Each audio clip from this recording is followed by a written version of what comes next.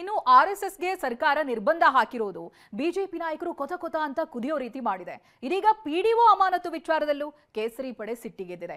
ಹೇಗೆ ಅಮಾನತು ಮಾಡಿದ್ರಿ ಅಂತ ಜಗದೀಶ್ ಶೆಟ್ಟರ್ ಪ್ರಶ್ನೆ ಮಾಡಿದ್ದಾರೆ. ಕೇಂದ್ರನೇ ಅವಕಾಶ ಕೊಟ್ಟಿದೆ ಅಂತ ಆಕ್ರೋಶ ಹೊರಹಾಕಿದ್ದಾರೆ. ಇದನ್ನ ಕಾಂಗ್ರೆಸ್ ನಾಯಕರು ಏನು ಹೇಳುತ್ತಾರೆ, ಈ ಬಗ್ಗೆ ರಿಪೋರ್ಟ್ ಇಲ್ಲಿದೆ, ಬನ್ನಿ ನೋಡೋಣ.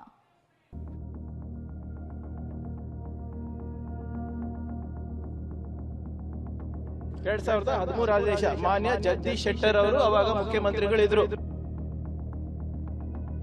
ಅದು ಆದೇಶ ಆರ್ಎಸ್ಎಸ್ಗೆ ನಿರ್ಬಂಧ, ಸರ್ಕಾರದ ವಿರುದ್ಧ ಬಿಜೆಪಿ ಬೆಂಕಿ. ನಿಮ್ಮ ದಾರಿ ತಪ್ಪಿಸಾಕತ್ತಾರ, ಸಿದ್ದರಾಮಯ್ಯ ದಾರಿ ತಪ್ಪಿಸಾಕತ್ತಾರ.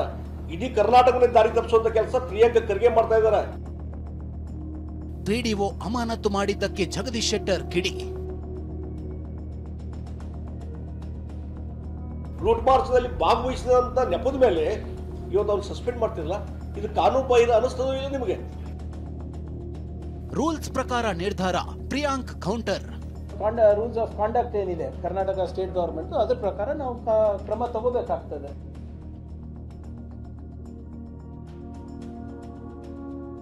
ಆರ್ಎಸ್ಎಸ್ಗೆ ಸರ್ಕಾರ ನಿರ್ಬಂಧ ಹಾಕಿದೆ. ಸರ್ಕಾರಿ ಜಾಗಗಳಲ್ಲಿ ಚಟುವಟಿಕೆಗಳಿಗೆ ಅನುಮತಿ ಕಡ್ಡಾಯ ಆಗಿದೆ. ಇದಕ್ಕೆ ಆದೇಶವನ್ನು ಸರ್ಕಾರ ಹೊರಡಿಸಿದೆ. ಇದನ್ನೇ ಖಂಡಿಸಿ ಬಿಜೆಪಿ ರಾಜ್ಯಾದ್ಯಂತ ಹೋರಾಟ ಮಾಡ್ತಿದೆ.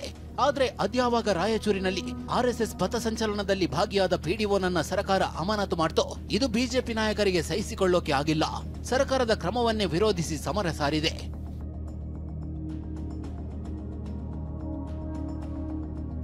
ಆರ್ಎಸ್ಎಸ್ ಚಟುವಟಿಕೆಯಲ್ಲಿ ಸರ್ಕಾರಿ ನೌಕರರು ಭಾಗಿಯಾದ್ರೆ ಕ್ರಮ ಕೈಗೊಳ್ಳಬೇಕು ಅಂತ ಸ್ವತಃ ಸಚಿವ ಪ್ರಿಯಾಂಕ್ ಖರ್ಗೆ ಸಿಎಂಗೆ ಪತ್ರ ಬರೆದಿದ್ರು. ಭಾಗಿಯಾಗಬೇಕು ಅಂದ್ರೆ ನೌಕರಿ ಬಿಟ್ಟು ಸಂಘಟನೆ ಸೇರಿಕೊಳ್ಳಿ ಅಂತ ಪ್ರಿಯಾಂಕ್ ಖರ್ಗೆ ಎಚ್ಚರಿಕೆ ಕೊಟ್ಟಿದ್ರು. ನೀವು ಯಾವುದೇ ಸಂಘಟನೆಯಲ್ಲಿ ವೈಯಕ್ತಿಕವಾಗಿ ನಿಮಗೆ ಆಸೆ ಇದ್ರೆ ಹೋಗಿ ಸೇರಿ, ಸರ್ಕಾರಿ ನೌಕರಿ ಬಿಟ್ಟು ಸೇರಿ. ಯಾಕಂದ್ರೆ ನೀವು ಒಂದ್ಸರಿ ಸರ್ಕಾರಿ ನೌಕರಿಗೆ ಬಂದಾಗ ನಿಮ್ದಾದಂತ ಒಂದು ಸರ್ವಿಸ್ ರೂಲ್ಸ್ ಇದೆ, ಕಾಂಡಕ್ಟ್ ರೂಲ್ಸ್ ಇದೆ. ಈಗ ಒಂದು ಸಂಘಟನೆ ಯಾವುದು ಒಂದು ರಾಜಕೀಯ ಪಕ್ಷಕ್ಕೆ ಬೆಂಬಲ ನೀಡುತ್ತೆ ಅಂದ್ರೆ ಅದಕ್ಕೆ ನಾವು ಹೋಗ್ಬೋದಾ?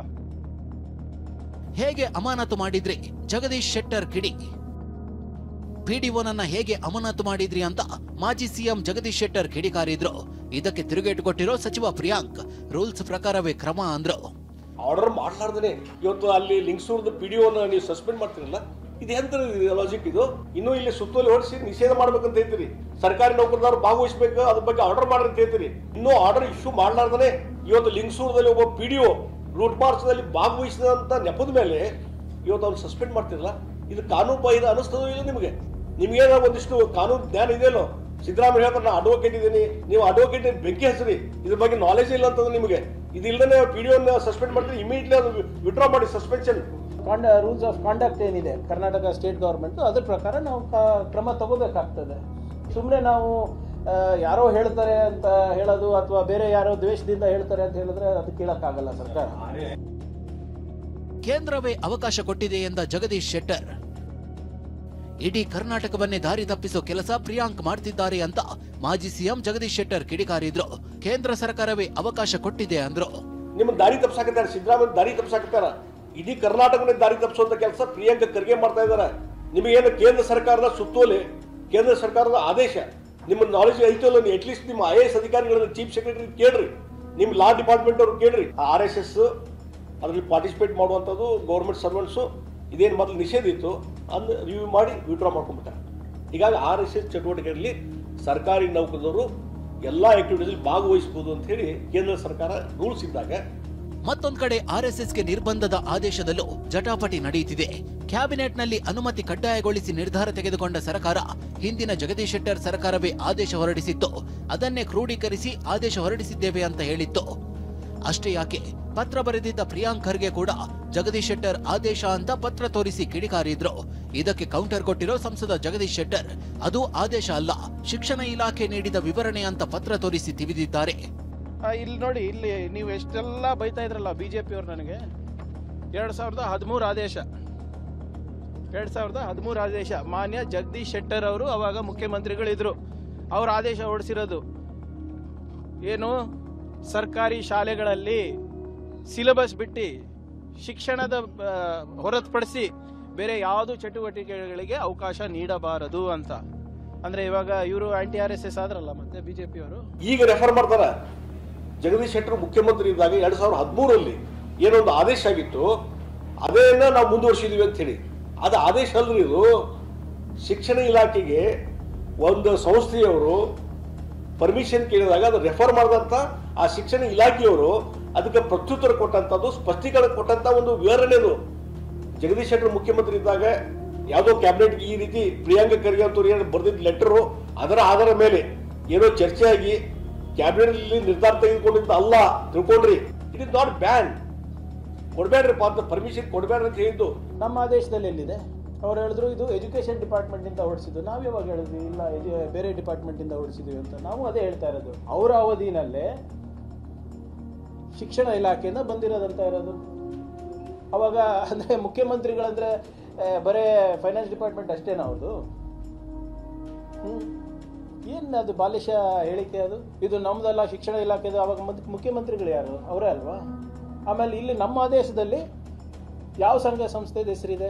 ಶೆಟ್ಟರ್ ಸಿಎಂ ಆಗಿದ್ದಾಗಲೇ ಹೊರಡಿಸಿರೋ ಆದೇಶ ಅಂತ ಸಿಎಂ ಸಿದ್ದರಾಮಯ್ಯ ಕೂಡ ಕೌಂಟರ್ ಅಟ್ಯಾಕ್ ಮಾಡಿದ್ರು. ಜಗದೀಶ್ ಶೆಟ್ಟರ್ ಹೇಳಿರೋದು 2013ರಲ್ಲಿ ಜಗದೀಶ್ ಶೆಟ್ಟರ್ ಆರ್ಡರ್ಸ್ ಮಾಡಿದ್ರು, ಸುತ್ತೋಲೆ ಹೊರಡಿಸಿದ್ರು ಎಜುಕೇಶನ್ ಡಿಪಾರ್ಟ್ಮೆಂಟ್ ಇಂದ. ಯಾಕೆ ಮಾಡಿದ್ರು? ಎನಿ ಆರ್ಗನೈಸೇಷನ್ RSS ಅಂತಲೇ ಹೇಳಿಲ್ಲ ನಾವು. ಅವ್ರು ಹೇಳಿರೋದನ್ನೇ ನಾವು ರಿಪೀಟ್ ಮಾಡಿದ್ದೀವಿ. ಅವರು ಮಾಡಿದ್ರೆ ಮಾಡ್ಬೋದಾ? ನಿನ್ನೆ ಜಗದೀಶ್ ಶೆಟ್ಟರ್ ಹೇಳಿದ್ದಾರೆ, ಎಜುಕೇಶನ್ ಡಿಪಾರ್ಟ್ಮೆಂಟ್ ಹೇಳಿರೋದು ನಾನು ಹೇಳಿಲ್ಲ ಅಂತ. ಇವ್ರು ಚೀಫ್ ಮಿನಿಸ್ಟರ್ ಆಗ್ತಾನೆ ಮಾಡಿರೋದು. ಅದು ಪರ್ಮಿಷನ್ ತಕೊಂಡು ಮಾಡ್ಲಿ ಅಂತ ಹೇಳಿರೋದು. ಪರ್ಮಿಷನ್ ಕೊಡ್ಲೇಬೇಕು ಅಂತ ಏನಿಲ್ಲ. Depend upon the law and order situation. ದೇಶದ ಪವಿತ್ರ ಧ್ವಜಕ್ಕೆ ಬೆಲೆ ಕೊಡದ ಇವರು ಹೋರಾಟಗಾರರ ಅಂತ ಸಚಿವ ಮಧು ಬಂಗಾರಪ್ಪ ಕಿಡಿಕಾರಿದ್ರು. ಪವಿತ್ರವಾಗಿರ್ತಕ್ಕಂಥ ದೇಶ ಫ್ಲಾಗಿಗೆ ರೆಸ್ಪೆಕ್ಟ್ ಕೊಡಲ್ಲ ಇವರು. ಮನುಷ್ಯರ ಇವರು. ಬಾಬಾ ಸಾಹೇಬ್ ಅಂಬೇಡ್ಕರ್ ಅವ್ರು ಏನು ಬರೆದು ಕೊಟ್ಟಿದ್ದಾರೆ ನಮಗೆ?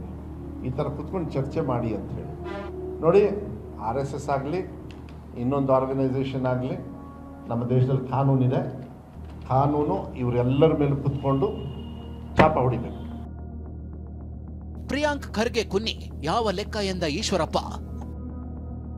ಇಂದಿರಾ ಗಾಂಧಿನೇ ತುರ್ತು ಪರಿಸ್ಥಿತಿ ತಂದು RSS ಬ್ಯಾನ್ ಮಾಡಿದ ಸಂದರ್ಭದಲ್ಲಿ ಅವರೇ ಸೋತು ಸುಣ್ಣವಾದ್ರು. ಇನ್ನು ಪ್ರಿಯಾಂಕ್ ಖರ್ಗೆ ಕುನ್ನಿ ಯಾವ ಲೆಕ್ಕ ಅಂತ ಈಶ್ವರಪ್ಪ ವಾಗ್ದಾಳಿ ನಡೆಸಿದ್ದಾರೆ. ಯಾರು ಶ್ರೀಮತಿ ಇಂದಿರಾ ಗಾಂಧಿನೇ ತುರ್ತು ಪರಿಸ್ಥಿತಿ ತಂದು RSS ಬ್ಯಾನ್ ಮಾಡಿದಂಥ ಸಂದರ್ಭದಲ್ಲಿ ಅವರೇ ಸೋತು ಸುಣ್ಣ ಆಗೋದ್ರು. ಈ ಪ್ರಿಯಾಂಕಾ ಖರ್ಗೆ ಕುನ್ನಿ ಇವ್ರದ್ದು ಯಾವ ಲೆಕ್ಕ ಇದು?